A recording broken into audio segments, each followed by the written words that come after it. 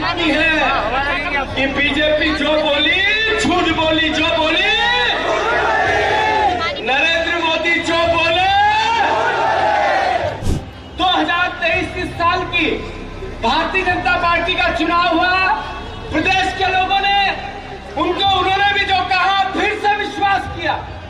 2014 में 2 करोड़ रोजगार की बात कही थी, मिले क्या? 2014 में काले धन और 15-15 लाख की बात कही थी, आपके घरों में 15-15 लाख आए क्या?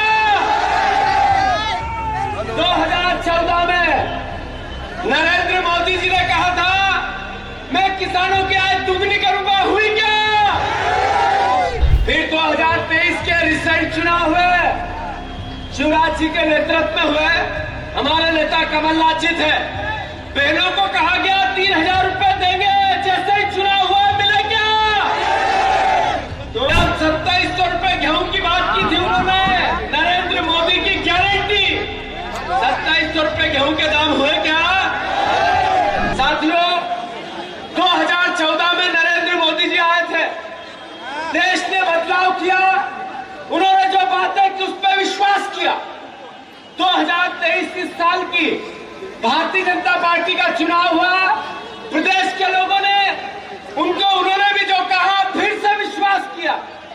2014 में 2 करोड़ रोजगार की बात कही थी, मिले क्या? 2014 में काले धन और 15-15 लाख की बात कही थी, आपके घरों में 15-15 लाख आए क्या? 2014 में नरेंद्र मोदी जी ने कहा था मैं किसानों की आय दुगनी करूंगा, हुई क्या? 2014 में एमएसपी किसानों को मिनिमम सपोर्ट प्राइस देने की बात कही थी, हुई क्या? फिर 2023 के रिसेंट चुनाव हुए, शिवराज जी के नेतृत्व में हुए, हमारे नेता कमलनाथ जी थे। बहनों को कहा गया 3000 रुपए देंगे, जैसे ही चुनाव हुआ मिले क्या? तो आप लोग चुप रहो, मैं बहनों से पूछ रहा हूं 3000 रुपए मिले क्या? हमारे किसानों को कहा, कमलनाथ जी ने कहा मैं 3000 रुपया किसानों के गेहूं का दाम दो। मैं बीजेपी की तब भी सरकार थी, बार बार चिल्ला रहा था, किसानों की आवाज उठा रहा था, भारतीय जनता पार्टी इग्नोर कर रही थी। फिर जब घोषणा पत्र आया, वचन पत्र आया, बीजेपी ने मैनिफेस्टो दिया, तो उन्होंने कहा 3100 रुपए धान के दाम देंगे। चुनाव बाद मिलने लगे क्या? जब 2700 रुपए गेहूं की बात की थी उन्होंने, नरेंद्र मोदी की गारंटी 2700 रुपए गेहूं के दाम हुए क्या? 450 रुपए का गैस सिलेंडर मिलेगा। बीजेपी की सरकार ने चुनाव पहले कहा था, अभी 450 रुपए पत्रकारों के घरों में 450 का बोचरा होगा, मिलने लगा क्या? साथियों, बात इतनी है कि बीजेपी जो बोली झूठ बोली, जो बोली नरेंद्र मोदी जो बोले।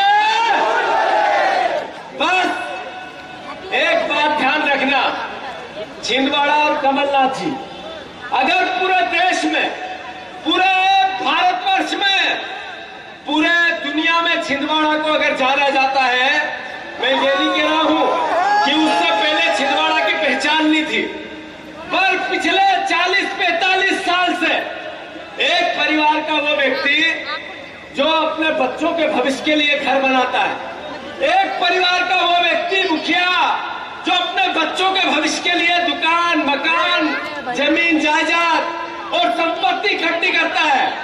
कमलनाथ जी ने छिंदवाड़ा के लिए उस परिवार के बाप जैसा काम किया जो अपने बच्चों के भविष्य के लिए तड़पता है। कमलनाथ जी ने छिंदवाड़ा के विकास के लिए, इसके भविष्य के लिए, आपके बच्चों के भविष्य के लिए एक परिवार ऐसा, एक परिवार, मैं सिर्फ कांग्रेस के कार्यकर्ताओं के परिवारों की बात नहीं कर रहा हूं, मैं सिर्फ कांग्रेस के नेताओं के परिवारों की बात नहीं कर रहा हूं, मैं भारतीय जनता पार्टी के कार्यकर्ता परिवार के नेताओं के परिवार के बेटों और बेटियों की बात कर रहा हूं। कमलनाथ जी के दरवाजे पे वो भी गया हूं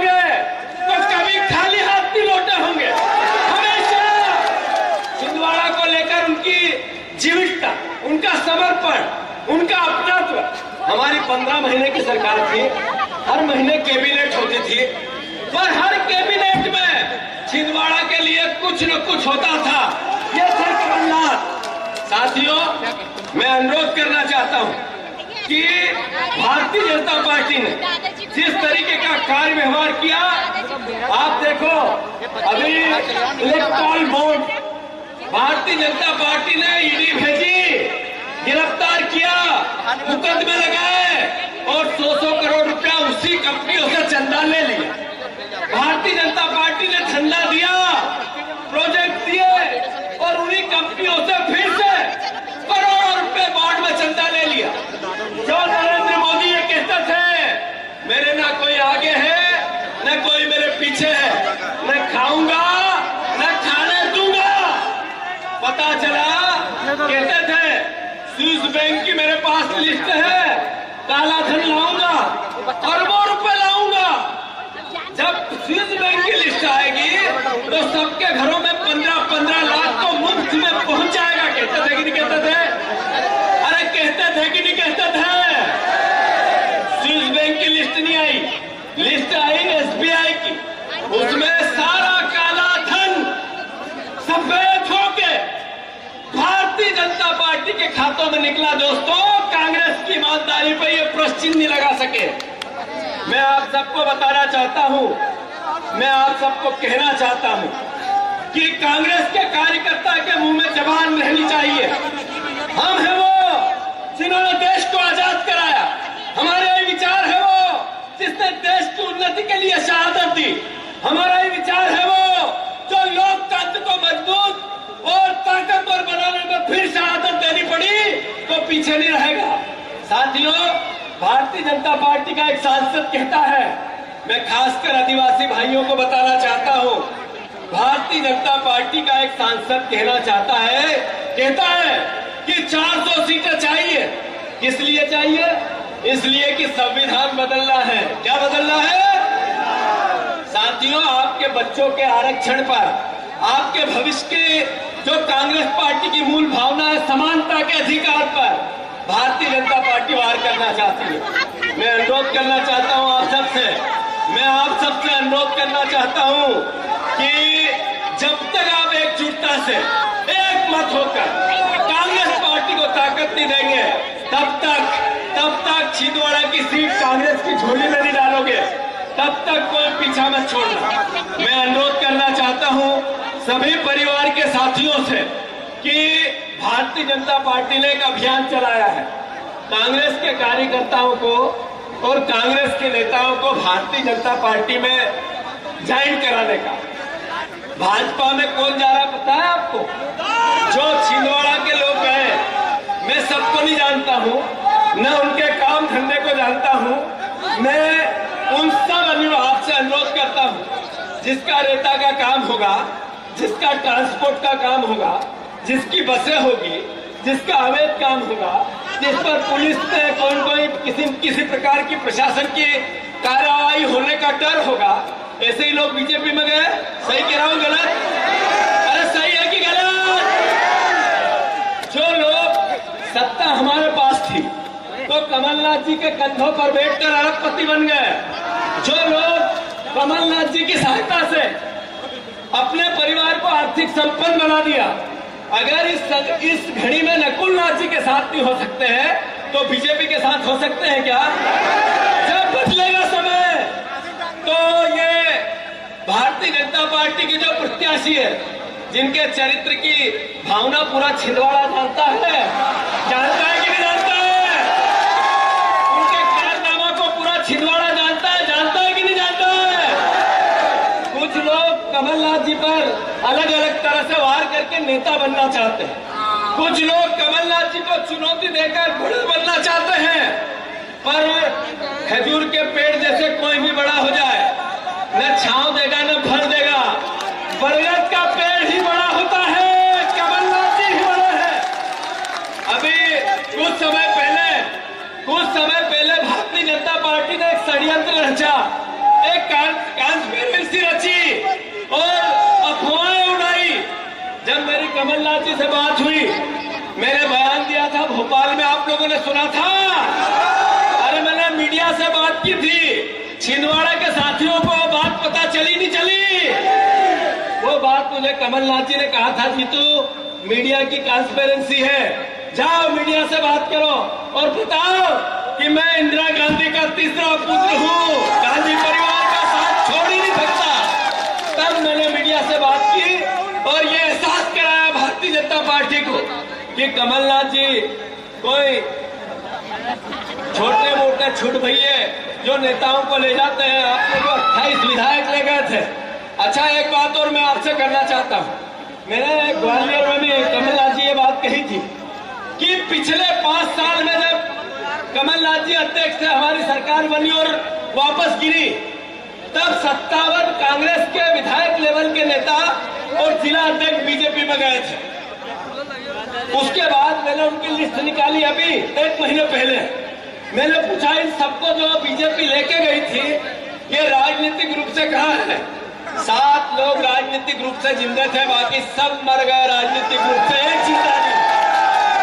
तो जो लोग राजनीति के कंधों पर बैठकर, कांग्रेस के विचार पर बैठकर, कांग्रेस से ताकत लेकर, कांग्रेस से समृद्ध होकर भारतीय जनता पार्टी में गए हैं, ये थोड़े दिन के, 2 दिन के, 3 दिन अखबारों में 1 दिन आया होगा, उसके बाद कभी देखा आपने? हमारी कांग्रेस पार्टी के एक बहुत बड़े नेता, उनका मैंने वीडियो देखा, नाम नहीं लूंगा। पहले दिन तो अखबारों की सुर्खियां, फ्रंट पेज, और तीसरे दिन फिर उधर पीछे खड़े नहीं ऊपर के मेरा फोटो आ जा, फोटो आ जा। तो ये एहसास क्या कराता है कि भारतीय जनता पार्टी सिर्फ मतलब के लिए, परसेप्शन के लिए केवल आप लोगों को, कांग्रेस के कार्यकर्ताओं को ठगना चाहती है।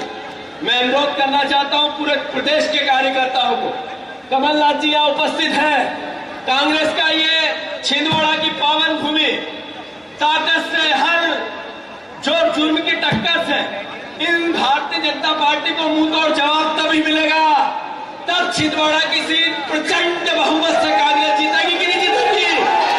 हाथ ऊंचे करके बताओ, जीतेगी कि नहीं जीतेगी? अंत में इतना ही कहना चाहता हूं साथियों, कांग्रेस पार्टी की सरकार बनेगी, ये बहनों को खास करके कहना चाहता हूं। 8,500 रुपया, 8,500 रुपया हर महीने सारी बहनों को, हर महीने सारी गरीब बहनों को खाते में डालेगी। ये घर घर जाके बताओ, बहनों को बताओ, हर हालत में बताओ। जितने युवा साथी हैं जिनने ग्रेजुएशन कर लिया, जितने युवा साथी हैं जिन्होंने ग्रेजुएशन कर लिया, हर बच्चे को जो ग्रेजुएट है 8,500 रुपया महीना, 8,500 रुपया महीना जिसने ग्रेजुएशन कर लिया उस बच्चे को खाते में मिलेगा। किसान भाई जितने हैं 2 लाख रुपए तक के कर्ज माफी की योजना कमलनाथ जी लाए थे, याद है कि नहीं है? फिर से कांग्रेस की देश में सरकार बनेगी, हम किसानों के कर्ज माफी पहली प्राथमिकता हमारी होगी। घर घर जाकर बताओ, हर किसान से बात करो। फिर से हमारी कांग्रेस की जैसे ही सरकार बनेगी, मिनिमम सपोर्ट प्राइस का किसानों के हितों की रक्षा, किसानों के फसलों के दाम पहले से चिन्हित करके कांग्रेस पार्टी ने निर्णय लिया। अंत में मैं इतना ही कहना चाहता हूं, आप सब यहाँ जो उपस्थित हैं, 5 न्याय का सिद्धांत, 5 न्याय का सिद्धांत, उसमें राजनीतिक न्याय, सामाजिक न्याय और आर्थिक न्याय, जिसमें युवाओं के लिए, महिलाओं के लिए, श्रमिकों के लिए, हमारे मजदूर भाइयों के लिए, सबके लिए कुछ न कुछ है। मैं कमलनाथ जी आपको भरोसा दिलाता हूं, जीतू पटवारी, नकुल नाथ जी, उमंग सिंगार और सारे कांग्रेस के युवा साथी, हम एकजुटता से सगे भाई जैसे एक साथ रहकर कांग्रेस का 2028 में फिर से कांग्रेस की सरकार बने, आपका सपना पूरा करेंगे, ये वचन देते हैं। करेंगे कि नहीं करेंगे?